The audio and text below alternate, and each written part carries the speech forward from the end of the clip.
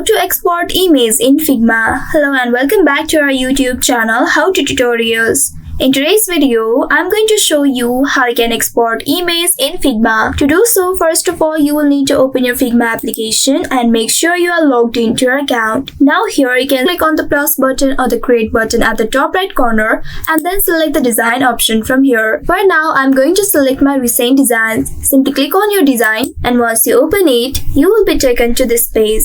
Once the page loads, now you will need to go to the right side. Here at the right side, you will be able to see this panel. Simply go to the bottom of this panel and there you will be able to locate the export option. Simply click on it and then scroll a bit down. Here you will need to choose the file format, whether you would like to export it to PNG, JPEG, SVG or PDF. You'll be able to select this option by simply clicking on this PNG option. A drop down will appear here. From here, select one of these options based on your preference.